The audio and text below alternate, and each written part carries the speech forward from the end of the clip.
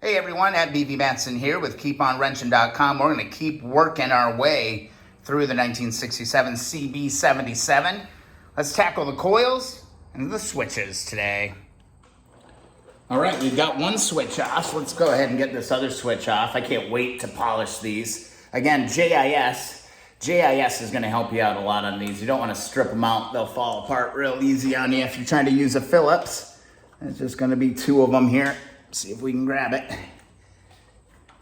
So far, so good. Everything is turning. Everything's turning on this bike. It's great to see. All right. That should just kind of pancake off of there. Just like that. Look at this. No wires have been run through these bars. It's kind of like just taped on there. Both of these are the same size screw on this part. So I'm just going to go ahead and put these back in. And I'm pretty sure that little piece of electrical tape, this little piece of electrical tape right there, I'm pretty sure that's not stock. So there's been a little bit of finagling going on here. A little creativity in wiring has been happening on this bike. But there we go, our switch is there.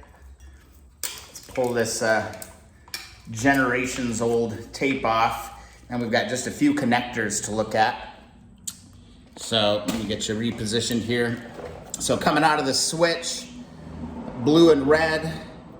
For some reason those weren't hooked up. God, look at this nasty gooey stuff. We've got a ground and a black to black.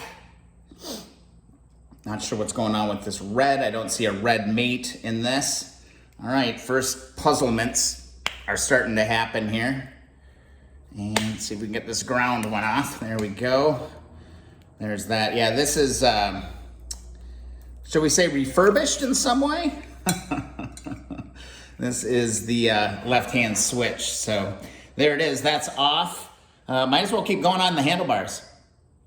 All right, let's go in here and let's get this lever off of here. You're going to need a 10 millimeter. You're going to need a 10 millimeter to get these off.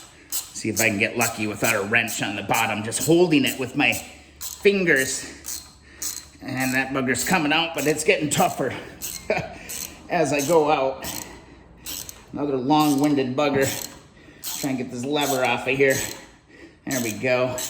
Nut came off. And we're going to pull these out. Don't lose these bolts for these levers.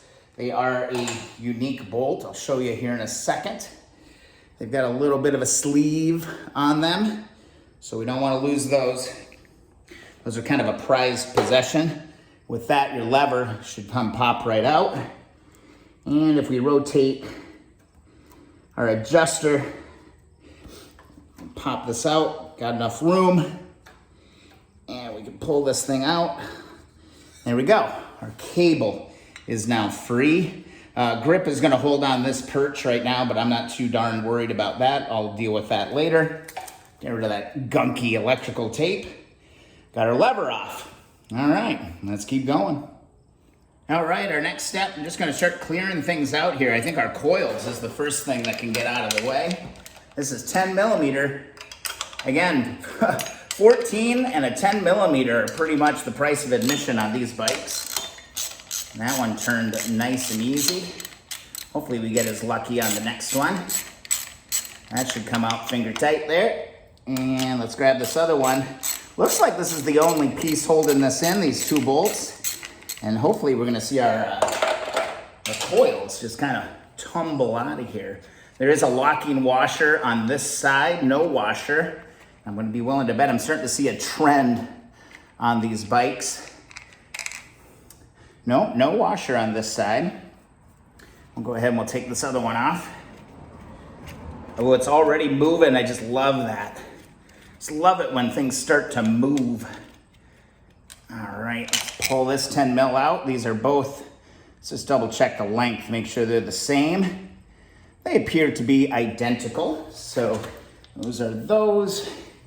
Now we can look at pulling our coils. Oh, wow, okay, our coils actually come off individually. I was thinking they'd be joined for some reason.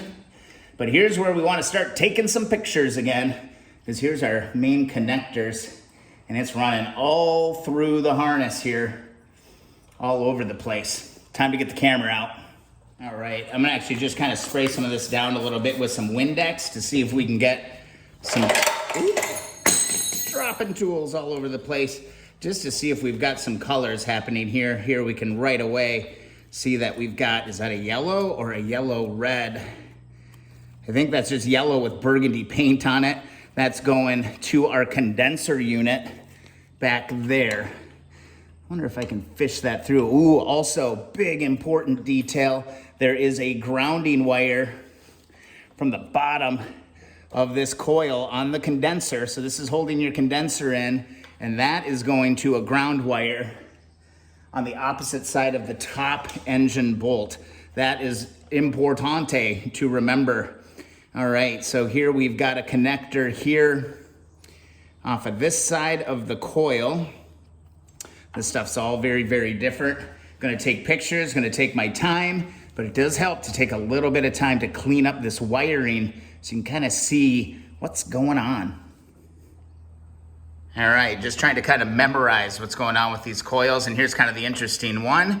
Let's see, this round connector here is bridged from coil to coil like this, and then this wire is running all the way along the frame, all the way underneath, all the way through here, and it's actually joining up. It goes up under here, and this goes basically right to your positive lead on your battery. Okay, so that's the one connection that I'm really going to be paying attention to. I can go ahead and pull those off, and then it looks like this yellow with burgundy paint on it goes to the condenser. It shouldn't matter which yellow goes where, but yeah, that's the most important one to remember from this point. That's going to this, and this is going to power. This goes to your condenser, this goes to power.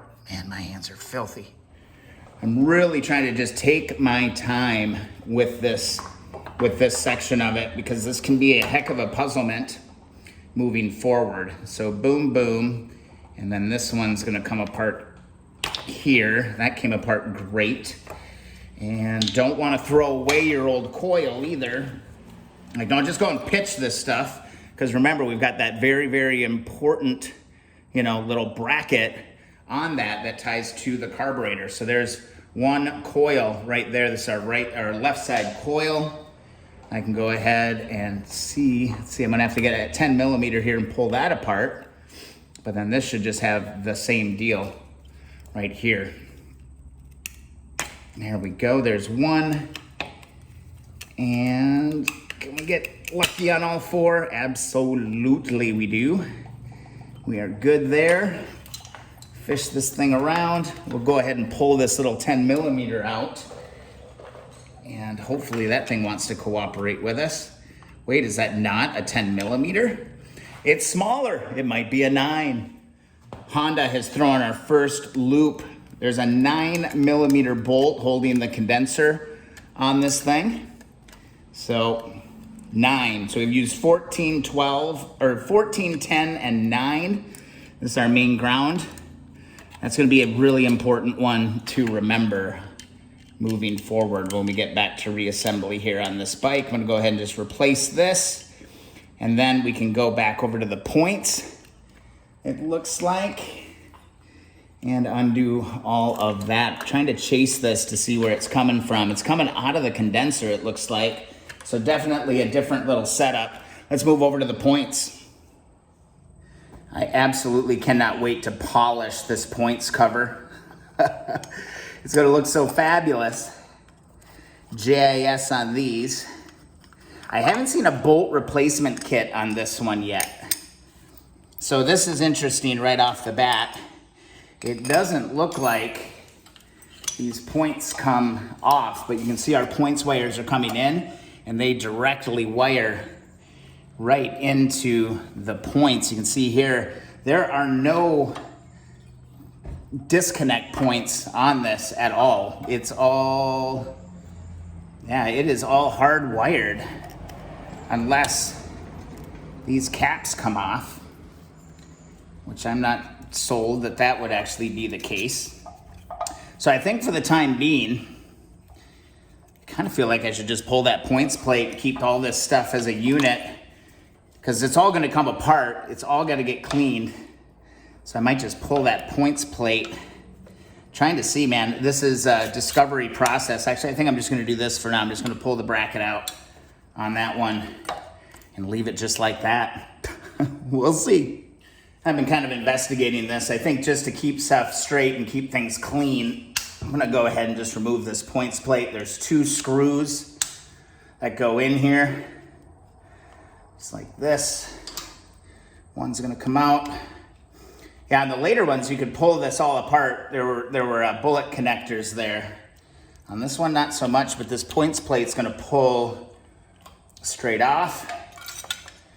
Now we got our unit, and I did make sure to take a bunch of pictures of what that looked like. So that's gonna go into the box.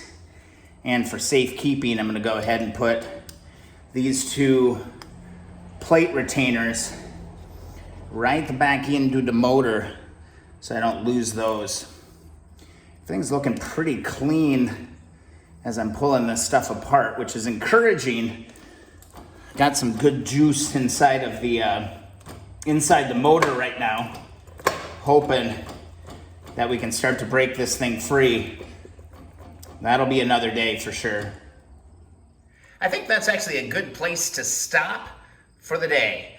All right, video is getting a little bit long, and we got a long ways to go, so I'm gonna try and keep this in nice snackable bites, as they say. So I hope you're enjoying the series of the 1967 CB77.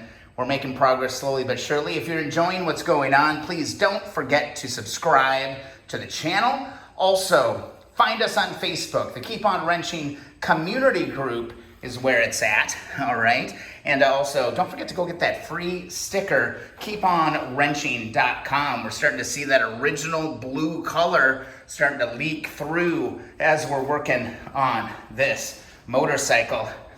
It's a dirty one, but we're gonna clean this thing up. Super excited to keep it going. I'll see you in the next video or live stream.